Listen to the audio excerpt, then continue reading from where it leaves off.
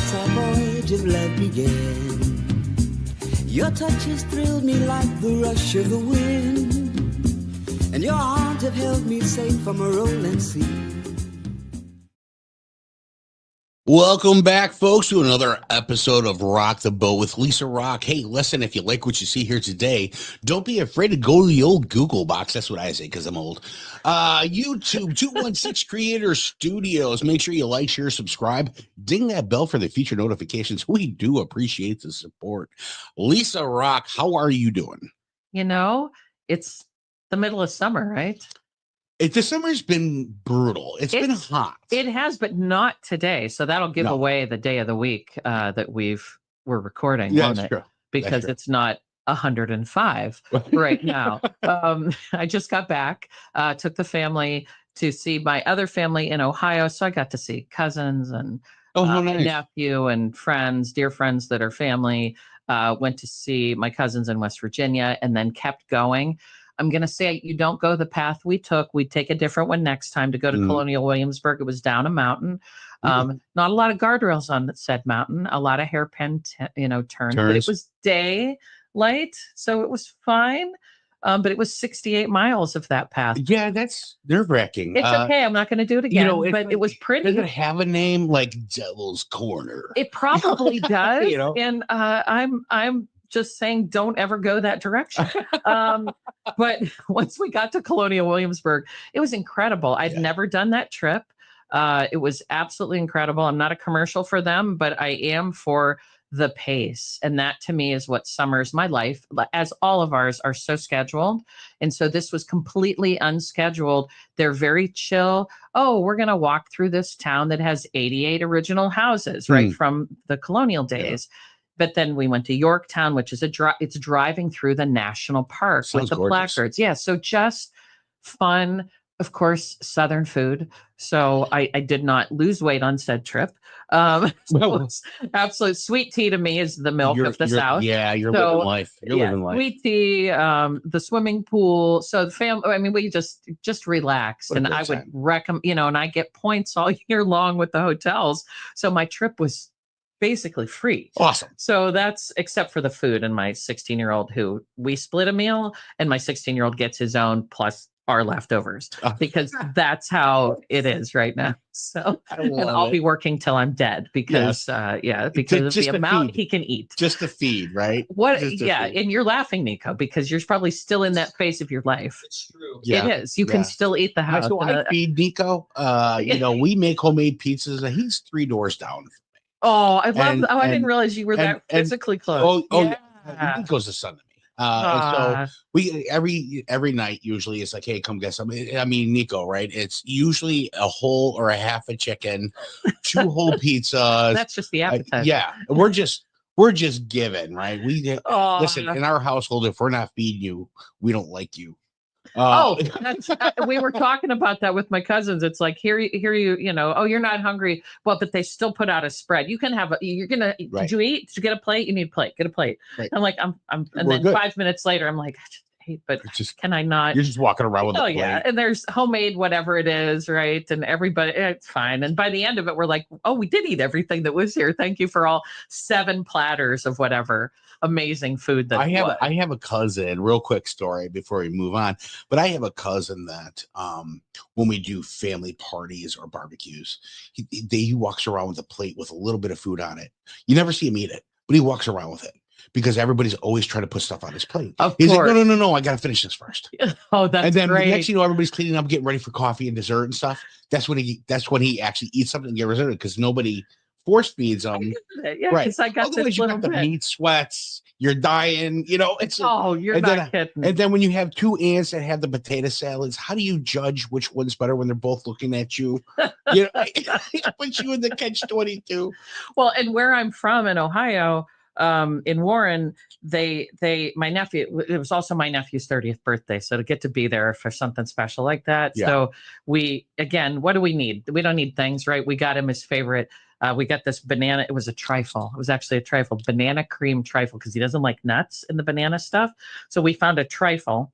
And then we went to the Greek place called the Mocha House. We go to the Mocha House to get him peanut butter cup cheesecake. Oh, geez. Well, while I was there, we had just eaten, but they had Italian wedding soup. So I'll just take 2 quarts. Right. We'll just take 2 quarts. So we take 2. See, yeah, I know you're laughing because you know it's true. Awesome. So we got the wedding soup, but then when we're in West Virginia, they opened the old store in this tiny little town called Colton. And it was the store for all the years, and it's been closed for a long time. The woman comes out with trays like this big of trays, setting them up, pepperoni rolls. Ooh. Nobody makes pepperoni rolls like this. And I'm like, we're gonna get there's 3 of us, but we're going to the cousins, so we get 8 of them, and they're giant. They're like this big, and they're still warm. And and I was like, this is gonna be like, it's gonna be like $50-$60 or whatever. $16. Oh, they're $2. They're $1.99 each. And I was like, give me like 5 dozen. Because I looked at her and I said, I'm so sorry. I said, we have 8, because you pick them up yourself and put them in the box. And she was like, is this too much? And I was like, oh dear God. Like, no, this is fine. And she's like, we're going to have pizza tomorrow. And I'm like, I don't know what to do with this. Like every meal that we have, like, this is incredible. In Chicago, these pizza rolls would be like, $12 a piece at least. Yep. And it's homemade, on the spot. You see it coming out of the, so yeah. So it was a good foodie trip. I'm probably making our guests hungry really right now. And it's do you ever have a prosciutto roll? Of course. That's my appetizer of choice when I'm celebrating. And somebody recently made one, brought them to me. They did it with dates. And I'll tell you, the sweet and savory mix was amazing. I never had that. Wow, that's amazing. Delicious. So a little trick out there, folks, if you want to give that a shot. I like that. But we should just have a foodie corner. That's all. This is easy. We obviously are all. It's one it time should be for everybody. Segment on your show where we're eating. Segment, because we all talk about, because we grew up with incredible food, and where our guest is from as well. Andy's a food critic too. So Tommy's everything. Oh, Tommy, you gotta come out, buddy. There's not just like he does this or this. Again, you have creative people. They do everything. I love it. Listen, as a chef for 20 years, I want to. Let's just do the big parties feast at your house. They're great. So you're doing the cooking. So usually, yeah. Well, my wife too. My wife's actually a certified pastry and chef from Lake Ordine Blue. And we both don't do it for a living anymore because it's just burnout, right? Yeah, but you love it still. So when you have the party for all of us and for Tommy and our family, you don't look this sugar coated without knowing good food. Right? That's right. I mean, that's just how it is. Anyways, you have a great guest today, a mentor of yours, correct? Yes. Yeah. Let's bring them in, shall we? Yes, please. Awesome. Good morning, Tommy. Good morning. I mean, I'm from South Carolina originally, so I was kind of jiving on and I have taken that horrible road that you took. You know that road, 68 miles, because for me, what I can do is I'll look at the map and my son's in the back and I'm like, okay, just tell me this is for, 6 more miles, because then mentally I can handle this. Right. And they're like, 68 miles. There's nowhere to stop on this entire mountain pass. And I'm like, I'm literally going to have a stroke. Like, this is not okay. Yeah. And I was hugging the mountain, so I wasn't on the guardrail side, but you still can see, right, Tommy? You can see for like 57 miles in that direction, and it is just straight down. It's the old 70s movie where you go across and they always crash. Or Toonces, the driving cat from SNL. So when we got there to the other side of the mountain and stopped, I'm like, I just need a minute. And Danny's like, are you okay? And he goes, I could have driven. I said, oh no, you could not have driven. I really would have not made it. Because there were several times, and it's like 15. You're literally going 15 miles an hour to go around this complete turn. And it doesn't just do that, right, Tommy? It does it where it tilts. Oh, so it was like you're on a tilt-a-whirl on a mountain in the middle. West Virginia into Virginia. Ladies and gentlemen, it's beautiful, but not for the faint of heart. Bring a parachute. Yes. Just in Seriously. case. I was like, this is where I die. It's where you wear dog tags, have a parachute. Yeah. You know, right on my back of like, make sure your life insurance policy is everything's up to date. We're good. Yeah, It's fine. But no, Tommy and I say mentor, but it was, you've always been a mentor, but we became friends so many years ago, but you were my first, and I'm trying, I looked it up. Was it 2011? I think yes. it was 2011 You when we played opened your our season at Moraine Valley Community College on September 29th, 2012. I just looked it up. 2012. But Look at you. that means that we met at the Arts Midwest Conference in September of 2011. That's right. That's absolutely right. Because you showcased, and because of your showcase, I booked your show at Moraine Valley. 14 years later, look at that. Yeah. We've not aged a moment since. 29 and 27 still. I have the same amount of hair. Exactly. I think mine is still the same color. I don't know. We'll see. But yeah, we played your venue, Moraine Valley. Everything that you did, but I watched. I mean, I saw, because I was new into that part of the industry, with seeing how venues were, and you always curated amazing seasons, and everything you did was sold out. And I remember coming in, and just the way your staff treated us, the way you treated us, it really set a standard for me of, oh, this was fun. This was not Moraine Valley.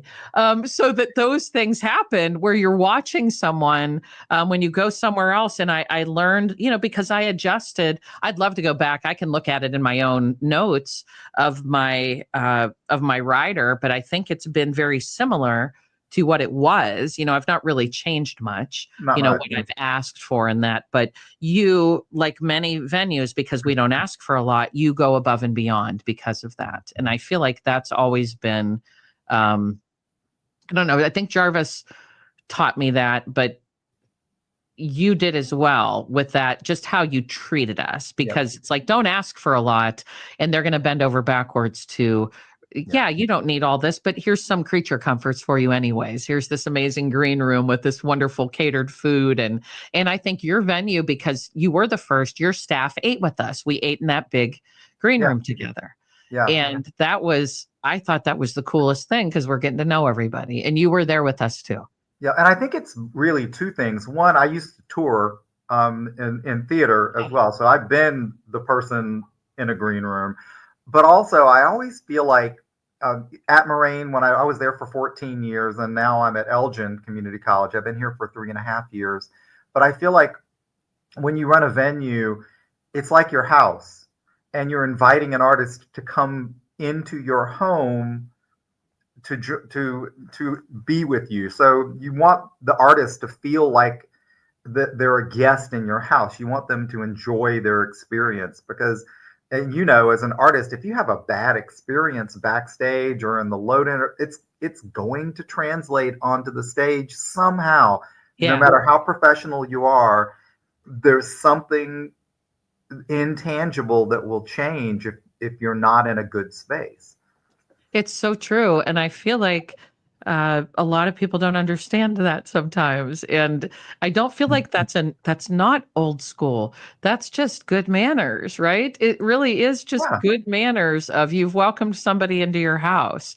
Here's a bag of Doritos and a granola bar. Bye. And they don't stay. I've had venues, and I get it. There's so many venues out there that honestly have programming 7 days a week. I understand them not being there, but then having a representative there, I can think of several of them, but there's always a representative there. And, what else can we get you? What can we do? I always have a runner, or I always say, my person, whoever's with me for that day, helping out. But that attitude of that, and it does feel like that, because you're singing, you're playing with people that are invested in your show as well, because you've talked with them, know them, and you're working together as this entire team.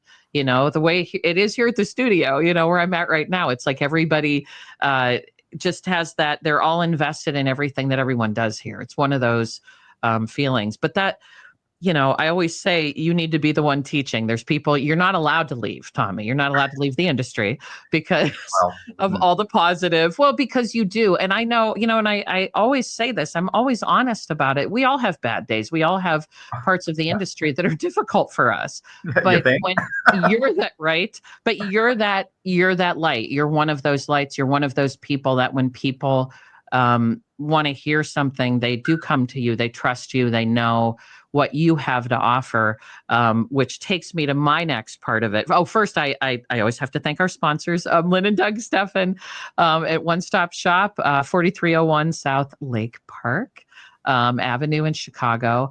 They have, and thank you, Nico, onestopfoods.com.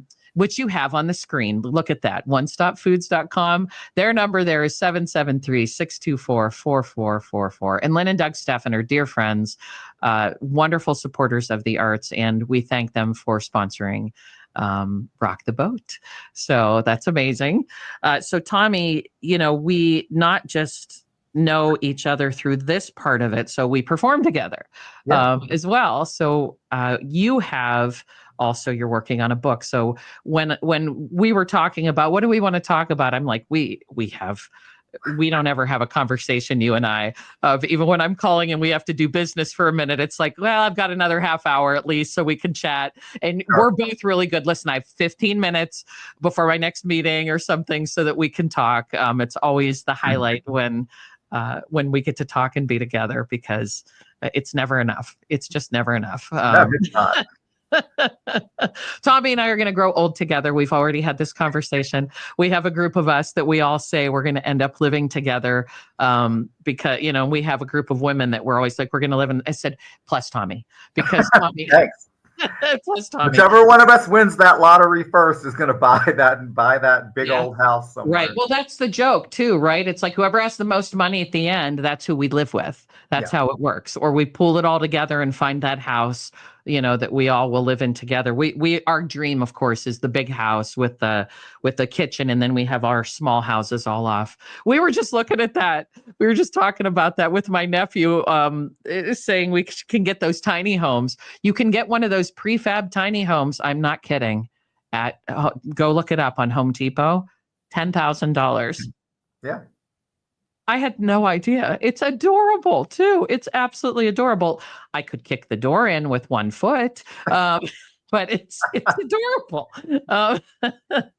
So Tommy, let's hear more about like the mentoring part, right? Of it's not just with me. It's like what you've done in the industry because of where you started and what you did, and how you've chosen your path. How you invite everybody into your world. I love you. I mean, that's a given, but just how you have done things in your career. It's funny because I don't think anybody sets out to be a mentor. You know what I mean? So I think my career started as a performer initially. My undergrad degree was in voice performance and my master's degree was in theater.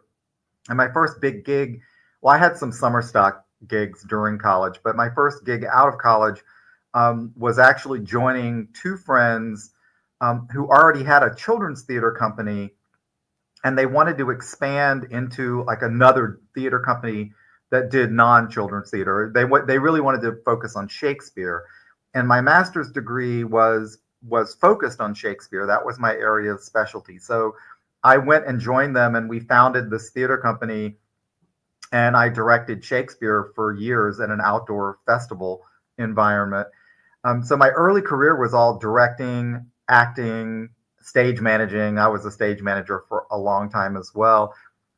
And it really wasn't until, I guess, the late 90s that I took a job at a theater that was a traditional, we did 4 shows a year.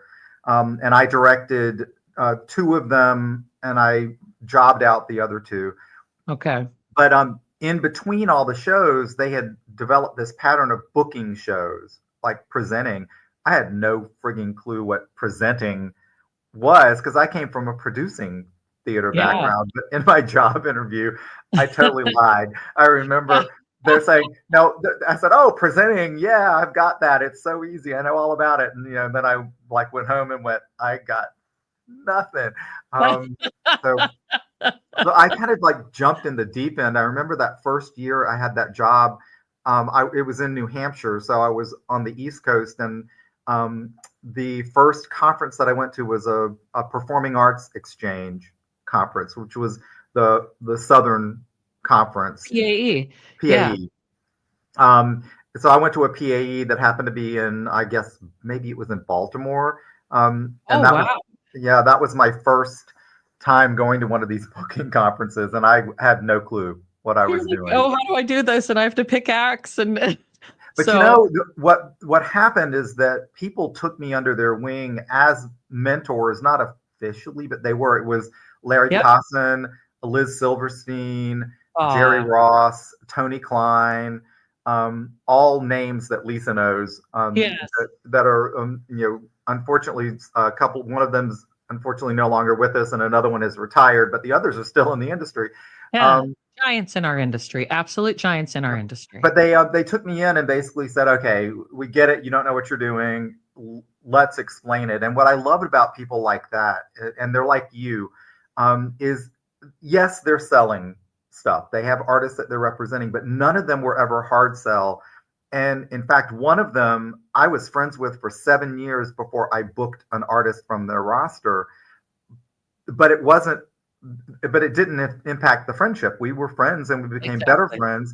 It was about timing. And I think having that background as a director, an actor, a performer, having toured, having done everything from painting sets to sewing costumes to whatever, cleaning the toilets in the bathroom. I think changing the garbage.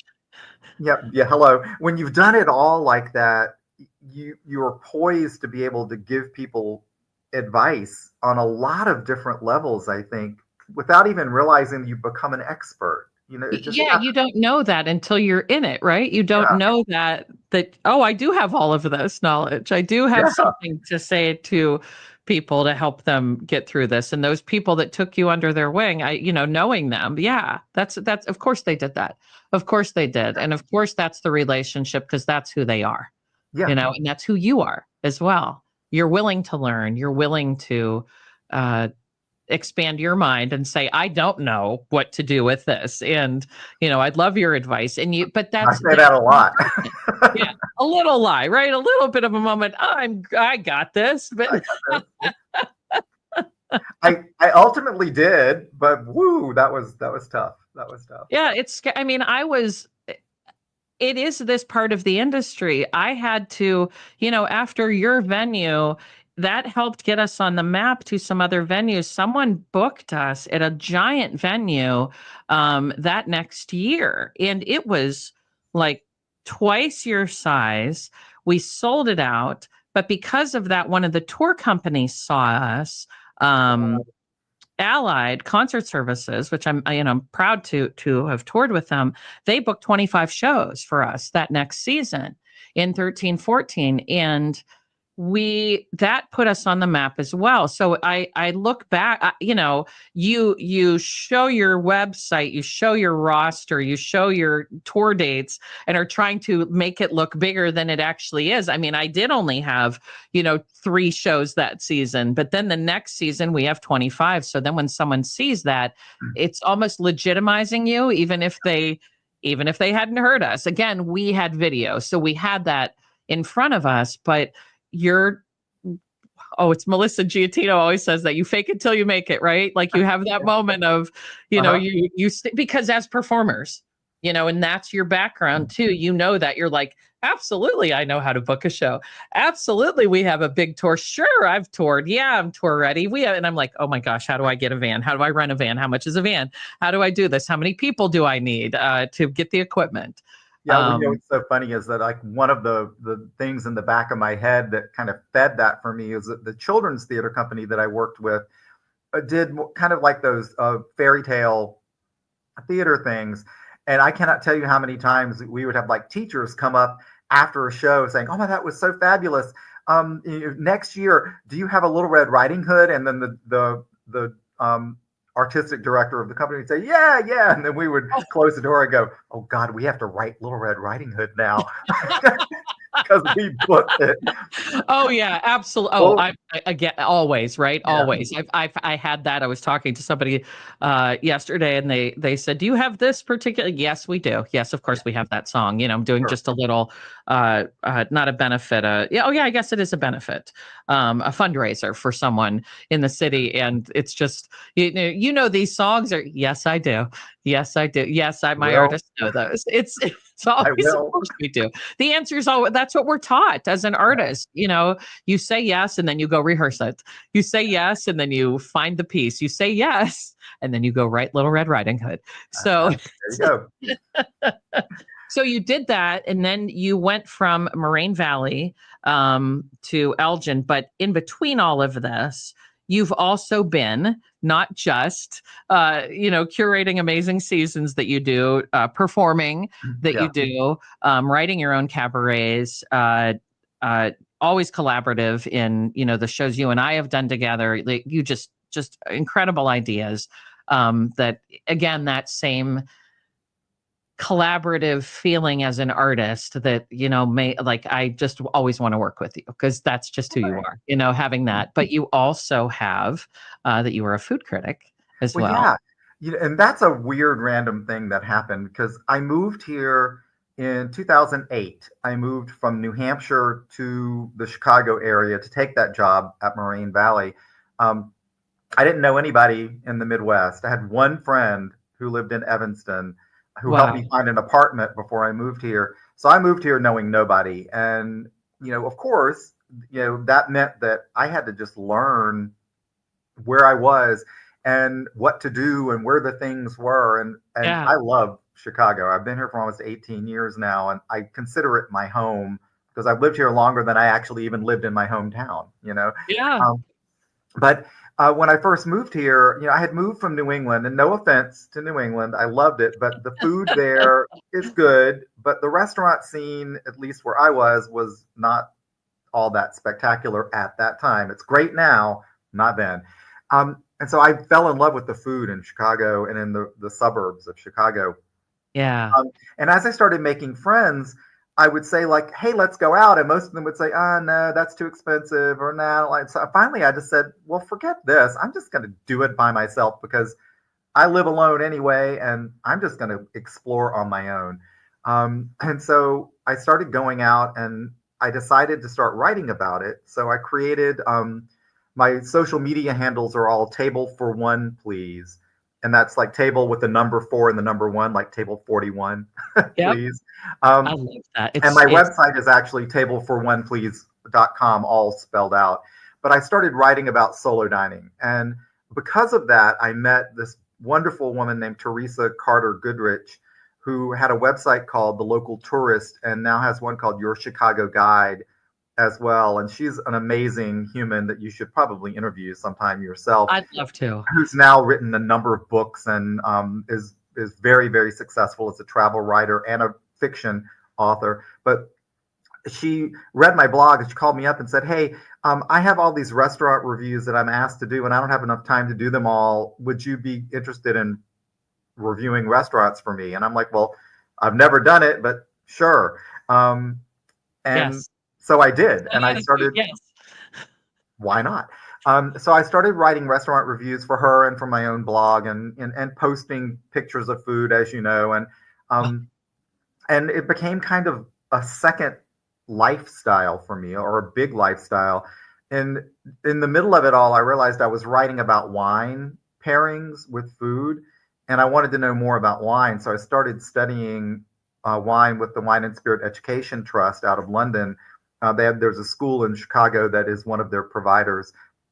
And I've now passed level 1, level 2, level 3, and 5 of the 6 units for the final diploma level for my higher level wine certification because I'm obsessive and But again, you said yes. There's always a path, and you've said yes to all of them. And all of us, whenever we're anywhere, and Tommy's there, or even if you're not, Tommy, where would you go? Where's the restaurant? What's the place? I'm the restaurant person when we go to these And you conferences. know where the great ones are. You suggest things. I've been lucky enough to go with you a few times on these, where you've been reviewing, and they're so wonderful about bringing all of the foods, like trying all the different things. Yeah. It's an incredible experience, and they're so kind to you. But I've explored different foods. We had a great birthday dinner for you, and we went to the there's so many restaurants I know that you could name, but also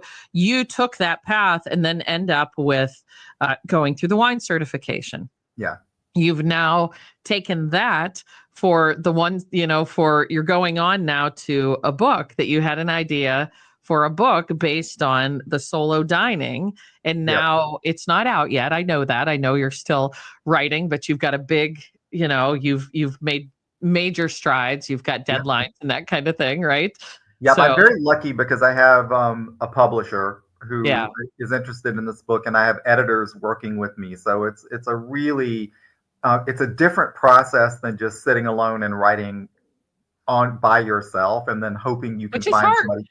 Yeah. It's like a real deal, and they've given me very tight deadlines because they know they need to.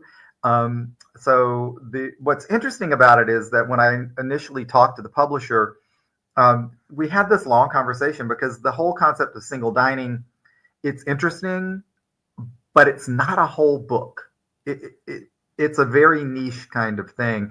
But what we realized in our conversations is that what I'm really writing about is how to empower people to be comfortable, not just comfortable, but to flourish in doing things by themselves without needing anybody to join them, without asking for permission, and learning how to push through any uncomfortability they might have about doing things by themselves. So something as simple as going to a restaurant alone without anybody else there, for some people, that's a really difficult thing. And part of my story in the book is going back to the beginning when I was in college, to the very first time that I ever dined by myself, and how it happened and how I felt and what it did to my brain, because it made me go, hey, this is not so bad. This is okay. And my whole life, I've done a lot of things by myself by choice, not because I don't have friends like you, not because I can't get other people to go with me, but because I have chosen to travel alone, to dine alone, to sightsee alone, to do things that empower me and make me feel stronger as a person. And I think that there are a lot of people who are afraid of that. So I'm writing a book for those people. Love that. Well, and we talk about this, how all of my closest friends, all of the closest people, we're in a major metropolitan city, right? We're in Chicago. We're in Chicagoland. And so to say I live next door to my friends, I have friends that are my son's friends' parents. Like, those are people we'll do local things with. And I'm so fortunate because I know, right, Cap, there's a lot of people that the friends your children choose, you're not vibing with the parents. And Correct. we are fortunate enough that all of Danny's friends have wonderful parents and they're very dear friends.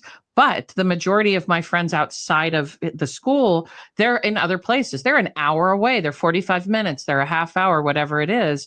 And so what you're talking about, Tommy, is it's so important, because I'm not going to go over to the museum because I don't have anybody to go with me. I'm not going to go do this because there's nobody, and kind of having that feeling about it, right? Because how many times your family can't come with you or your friends can't come with you, and to get that permission. We saw several people in Colonial Williamsburg that were there by themselves walking around. And because I'm thinking about it now, Tommy, because of the book. And I'm like, yeah. And we said hi to them. We didn't have anybody join us at dinner. We saw a couple people. I'm like, they're fine. They're perfectly happy. But seeing people see that, and there's times nobody else is available, and I don't want to miss out on that exhibit at the museum, or I don't want to miss out on that artist when nobody else can go, and having that feeling about it. I love that so much. I think it's such an important like you're saying, empowering, empowering yourself, and you're going to be empowering others with that. Well, Well, I feel like,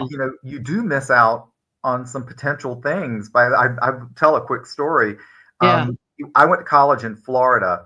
And so during spring break, none of us wanted to stay in Florida because the whole world was coming to the beach. Yes. So my friends and I would go to New York City during spring break. And even Oh. though I was in the theater and music, and some other people were too, a lot of my friends were not. They were from just different parts of my life. And so we kind of made this deal that we would all fly up to New York together, and we were sharing hotel rooms because of, we're college students with no money. But we all kind of did things. Some people went off in little groups, but other people did things alone. And so this was in March of 1986, 85 or 86. I can't remember. I think it was 86. Les Mis had opened in London the previous year, and all of us knew it by heart by then because we bought the soundtrack, we had memorized it, and it opened in New York on a Friday, like the total opening of the show. The next week was spring break, and so I was there the next week. And on Wednesday, this is the Wednesday after it opened, I was by myself wandering through Times Square, and I went to the theater. And I thought, you know what? They're sold out for the next 3 years, but what the heck? So I went up to the box office and I said, hey, I'm here by myself. And I know this is a stupid question, but do you have one ticket? And the guy said, well, as a matter of fact, we have one ticket. Wow. One single ticket. Wow. And I said, what? He said, yes, it was just turned in. I realize now it was a house seat. Oh, yeah. But it was, get this, third row center orchestra. Oh. For the opening week of Les Mis. And I would never have seen that show if I had somebody with me and couldn't go by myself. So I'm not saying ditch your friends. Well, sometimes maybe, but that's a perfect example for me. You're open to it. Yeah, totally. Yeah. Well, I mean, listen, I think so. Everything that you experience in life, period, is really an experience by yourself. Now you get to experience that there's an experience with a friend, but that's just an experience that you're still getting by yourself. It's just shared with somebody else. Yeah. And so life's too short not to fill up whatever experiences you can possibly get. Yeah. As an introvert, I'm great with people, but I'm better with trees. It's one of those things where if I have an opportunity to go experience, I go camping by myself. If I get out there, it gives you that time to experience things that maybe you would be held up from seeing or doing or becoming something that if you were with somebody else, you wouldn't be able to do. Yeah. So it's okay. When you come in this world, you come in alone. When you leave this world, no matter how many people are around you, you're still leaving it alone. Yeah. And so all the experience in between is great. Now, I love the neighbor scenario that you put out, Lisa. Yes, hour away, 2 hours away, there's family everywhere. My father taught me, he's like, listen, in your lifetime, you would be lucky to count on one hand true friends and family. Those people I consider family no matter what. Oh, yeah. Right. Oh, yeah. Tommy's Well, doesn't family. have to be family. Yeah. Tommy and I are family. It's like, that's just, it's a small list. You're right. It is a small list. It is. But having that ability, having that ability to have that confidence, and you've influenced me, Tommy, with that too, because, I am the extrovert. I've always been that. I love people, but there are times for me that I do want to just go be. I love going and being in a coffee shop. I love that there's a resurgence of them, right? Because it was just turning into just Starbucks, but now there's more just coffee shop. I love to go sit. Yeah. I like to look at the books. I like to do my own reading, writing type of thing. And I've given myself permission. I really think you've influenced me with that. I liked that, but I'm looking for it now. Like I'm looking for those moments where I can just go be by myself to have that. And, it's if you want people to think you're a sociopath or a psychopath, go to a coffee shop, take your phone and put it away and just sit there and enjoy your tea Lunatic. or coffee. I They know. are crazy. They don't know And I what tell to you do what, with that. You're like, people come over to you. Can I help you? Do you need anything? And I'm like, nope. Nope. People Yep. watch. They And don't know what to do. I just wrote a draft of a chapter about a week ago where I address the issue of the social media and your phone, and that when you're out actually actively enjoying something by yourself, if you're on your phone, you're not alone. And if you're posting, you're not paying attention to the experience. So you need to just put it away. And I do what's called later gramming. I will take a picture of my food or whatever, and I'll put it away and I'll enjoy it. And then the next day or hours later or whatever, I'll post it on social media and I'll use the tag latergram or latergramming. Brilliant. Oh, there's a name for it. I love that, Yeah, Tommy. That's great. I don't want to miss out on the experience that I'm having because I'm so focused on posting it and then wondering if anybody is going to respond to my post. I'm like, Yeah, that's so important. And it's so interesting because I'm with my family in the summers. I never want to miss out on a moment with my son.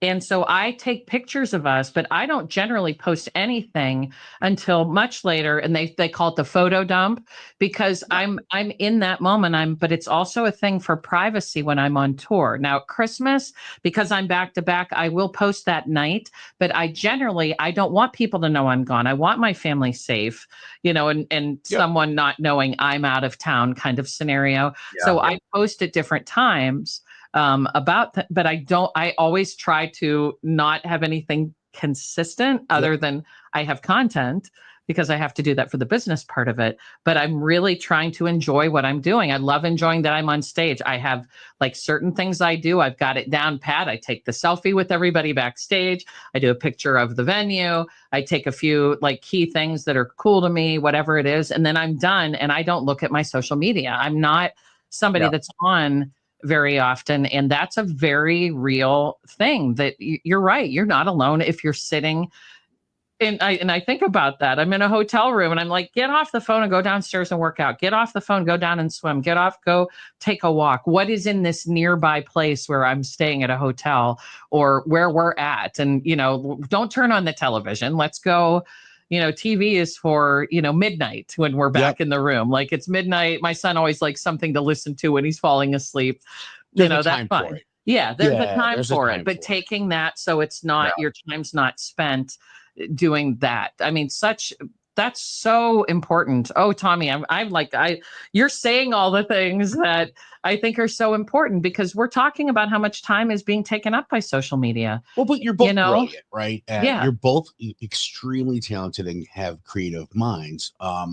So one of the things that come to play, we all come from an era where cell phones weren't a thing. We were before the pager. We were before, you had to drive up to a phone to make a call, and sometimes you would make a collect, and when you made a collect, you're like, call me back at this number. That way I was like, you have a call from, I might be home safe. I'm home safe. I mean, and you hang up. Right. You have to put in 25 cents. You just said you were safe. There was more focus on what you were doing with a creative mind. You're not giving yourself 100% on your creative mind if your mind isn't 100% in it. Yeah. You're giving it some of it away to the phone, to the social media. And listen, I own podcast studios. I'm in social media. However, when you look at everybody on social media, everything is how perfect everybody is. Oh, and there's no, and you don't even realize how much time goes by. I was like talking to my wife and I'm like, hey, Bill, wow, he got old. She's like, he's your age. I'm like, I don't even notice, So, being transparent and realistic about who you are to yourself is important. And if you want to share the experiences that you have and you post, I love what Tommy does where it's a latergram thing. And that's great. I love that term. I'm going to use that now, Tommy. We're stealing it, Tommy. We're stealing it. We're all using that. Hey, it's not mine. I'm sure I stole it from someone else because the hashtag, if you look at that hashtag, there's a bajillion hits on it. I love that. Well, and I think generationally for us too, I think I've talked about this. I try to tell people, under 40, under 30, if something's negative or making you upset when you look at it, we came onto social media to share. It was, I didn't have to deal with it in school, in high school. We didn't have to deal with it in college. We didn't have to deal with it in things that were, that would have upset us or created a bullying scenario. Although I've seen adults bully. Sure. I know that. And I know it's Sure. out there. We all know that. But Yeah. I am very quick to, someone's negative or cruel or unkind, we're not friends anymore. And people are mortified when I say that. And I'm like, you don't do that in life. You're going to let somebody, because for me, if I'm friends with you and you're looking at my son and seeing things, because, I'm very locked up in my social media, but my private page, you're friends with me and you're like that, you're seeing my kid, we're not good. Bye. Well, I don't think twice about it. I don't think twice about have it. dictated and changed through time. Don't talk to strangers. Don't get into strange people's cars. Hey, let's get an Uber. You know what I mean? So the world has changed. Dynamic. World's dynamic anyway. It's on changing always. But you know what's funny is in the social media aspect of things, especially with your kids, and your kids are out there. When you're out there, you're out there. The algorithm for your own personal space, the algorithm doesn't know the gray area. Yeah. If you look at one video about the Karen that's out there, next thing you know, your feed fills up with hate and anger. Yep. And then you become the space that you're in. So therefore, if you're looking up all nothing but happy, but now you're super overly positive about everything, you have to have the yin and yang. You have to have the balance. The algorithm doesn't know that. It's not smart enough to know. Yeah, it's AI. It's not a human. Right. And so for the human aspect of it, right, we can determine what our lives look like. I can determine putting that phone down. I can determine where I'm spending my time and what I'm posting about, that it has to do with, being with people and knowing that value. And we know that our generation of the value of time, those of us who've lost our parents, those of us who've lost friends, or we're in that era of those things happening. Even though I had, tragic things happen when I was younger, of course, but knowing that time is the most valuable thing we have as humans. I want to spend it. And I think what a positive book idea, Tommy, to giving, well, it really is, you're giving people permission about how they're spending their time. And I just think it's so important. Anyone putting that type of energy out into the world, and you're so thoughtful about how you book, you're thoughtful about your time as well. And that's an influence, that's always an influence. We don't realize, I sent it to Zachary. It said, I'm a person that I love cat videos. I love all the fun stuff.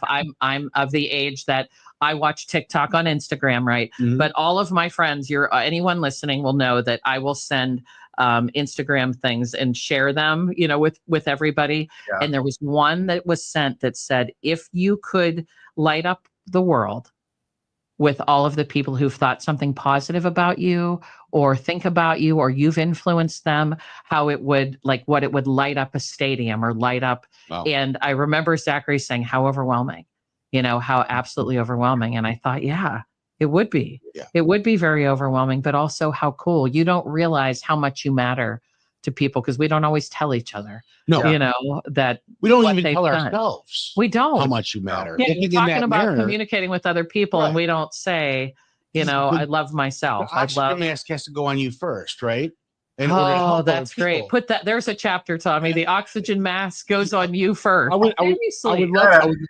Steal that. That's I got that. True. From good to great. But listen, if you, a wise man once told me, because I kept saying, you only live once, and he's like, no, you don't. You live every day. You only die once. Make sure you're doing the living. And so that's really important because you don't remember how good you really have it. And I've said this on other podcasts too. But listen, when you go into your house, you look up, there's a roof.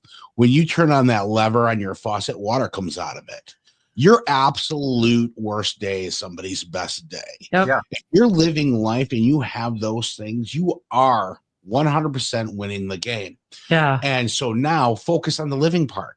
Go experience as much as you possibly can and fill that void, because when you leave here, you left a legacy, and that's how you carry on for other people to keep talking about you. Yeah, that Well, I wealth. do. I actually mentioned this in the book, but Lisa knows because she follows me. Is that every morning on Facebook, I post a list of 5 things that I'm grateful for. Yes. And Every day does this. I started doing it on January 1st, 2011, because a friend of mine was doing it, and I have done it every day since then for how many years? 15 years, 14 years. Yeah. But it really has helped me personally reframe my negativity bias, and the whole concept of rewiring the neural pathways, neuroplasticity is a real thing, because I used to be a very negative person as far as like I would spiral really quickly. And now I don't. I mean, I read it every morning.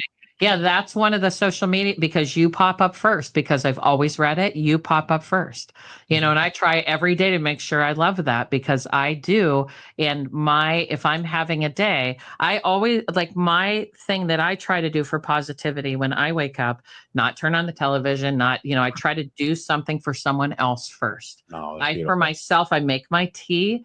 I take my time for myself to have the quiet. I'll listen to some music. I'll write something, like whatever is just to write something down. But I try to do something for one of my family, my friends, one of my artists first to start my day on that path, that I've done something for someone else. Now I can do something for me. Yep. Like that helps my brain rewire. Well, for any negative that's going, because there is, you can find the negative. We all can, but finding that positive. Yeah, we all, I mean, right? It's know natural, though. It's a natural, especially if you come from people who taught you that. Negative, and you hope for the best, right? But I love the Grateful Journal. I used to keep one. I don't anymore, just because based on time, but I understand the concept of it. And someone told me once, you're like, you cannot be grateful and hateful at the same time. It's impossible. I like that. So Tommy, we're coming up with chapter names for you. Yeah. Well, I have to say, Tommy, you can send that check to 216. Thanks. When I'm the New York Times bestseller. But I have to say, I actually do have a working title for the book, but I don't have the subtitle yet.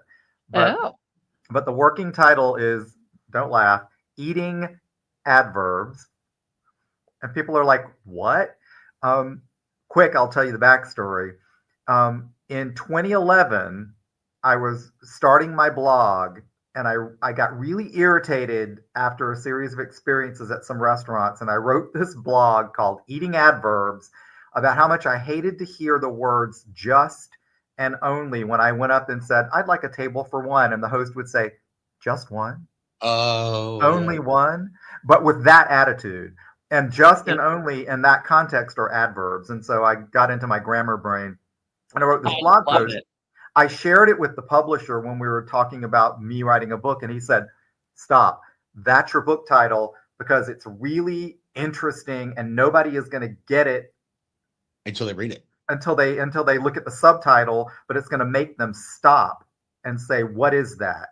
And I'm like, done. So I actually have all the social media handles already. I haven't posted anything on any of them.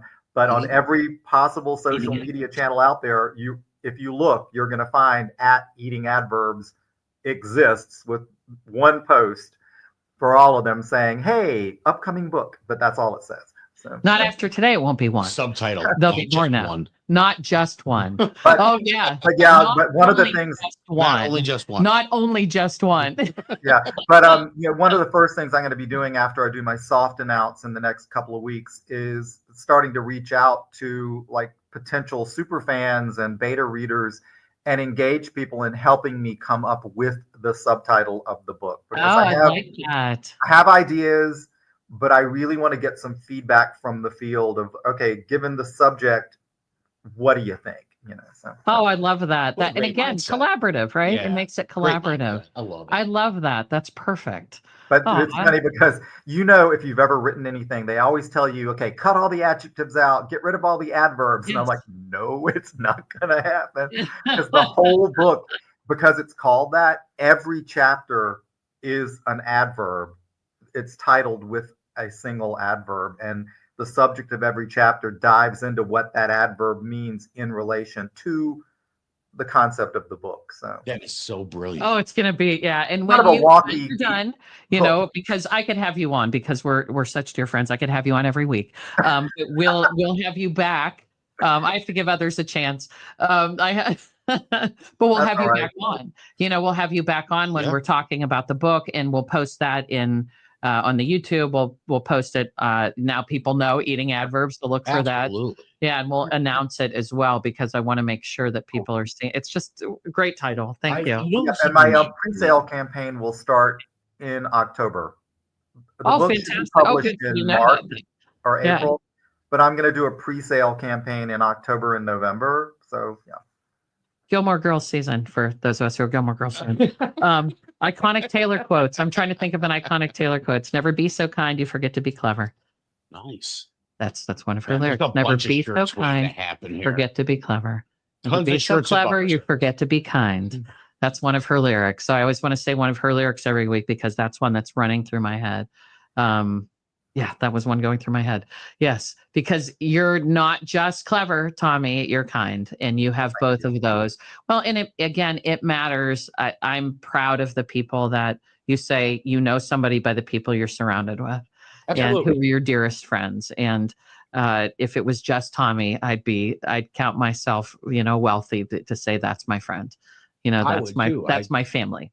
I'm honored just to meet the man. Yeah. You See, I know. This is brilliant. Again, you don't have a face for radio. Well, You've got a great face. oh, I do. You do have. When I a look great in the face. mirror, it's usually me going, well, you're still there. So. I think, and we're going to have to wrap it up here soon. Listen, Tommy, you're brilliant. I love the mindset that you Thank carry. you. It reminds me very similar to Bob Burke. I don't know if you've read The Go-Giver. Fantastic book. Bob Burke is an amazing author, amazing man. I met him. Cool. He's been on a couple shows. Listen, it's people like Tommy and Bob that just start growing in that community. They're the sleepers of the community. They're just like the hot rods of the community. You just don't even know it. Yeah. And I absolutely love it. It was an honor meeting you, sir. Really was. Oh, well, thank you. You too. It's been such fun to be on this show, and I know Lisa and I could do 12 of these and never repeat ourselves. Exactly. So much history, and so just because just kindred spirits, and I love you so dearly, and I'm so grateful to have you on. You were everything that you do. You're inspiring. It's not just that we're friends. It's inspiring that because you and I talked about this. We were looking for someone who hadn't followed their dreams and to talk to them about, and now that they were going to, right, later in life. Yeah. And you and I both had the conversation of, I don't know who that is because we are surrounded by people that are pursuing their dreams and saying, I'm going to try. I don't know. I'm going to give that a try. I wrote a film score. I'm writing a Broadway musical right now. I wrote, a new song. I wrote, submitted, like just things that all the people we're surrounded with are just doing that. So to say, do we know someone who hasn't tried something? I don't know. I'm still looking for that interview. Yeah, because that's who she'd be great too. It's a great person that I recommended. In her 80s decided to try something. Yeah. Which I love that, and being surrounded by that. But yeah, thank you, Tommy, for just being here. I'm grateful that I know you. I'm glad we met, and that we had this journey. Way back in 2011. Yes, way back in 2011, just yesterday. Again, 29 and 27. That's how old we are then. So what are we? With that. Yeah, I know. I have to think. Am I 39? Sure. Yes, absolutely. Had my child when I was 12. Yeah, that doesn't work. It just doesn't work. It's not mathing. I'm not mathing. Yeah. I watched Happy Gilmore 2 over the weekend. Oh, yeah. How fun. It was brilliant. Well, and again, Taylor Swift recommended it. And I'm like, yes, because her boyfriend's in it. And it was absolutely that nostalgia. So I made my son watch the original one. I was like, I'm ashamed of myself. He's not watched the original yet. And I'm like, this is such, high school humor for him and inappropriate, but it was a lot of fun. But the nostalgia that Adam Sandler really goes back for that nostalgia of he the does. 80s music, and had everyone that's ever been in his films he could It find. feels like home It does. when you watch it. It right? does. It's That's like, not 30 years ago. I was No. like, oh, and then I go, it wasn't. It was over 30 years ago Yeah. when Happy Gilmore came out. I I didn't know what to do with that. Yep. It's amazing. But yeah, here we are, Tommy, 2011 to 2025 and beyond. Beyond, for sure. For sure. Yeah. Awesome. Well, hey, listen, folks, once again, if you like what you see here today, check out some of the other episodes of Rock the Boat at 216 Creator Studios, YouTube, like, share, subscribe, excuse me on that one. Make sure you ding that bell for the future notifications. And we do appreciate your support. Tommy, you enjoy the rest of your day. And Lisa, you just stay rocking. I love it. Rock Thanks, that. everybody. Thanks, Tommy. So I'd like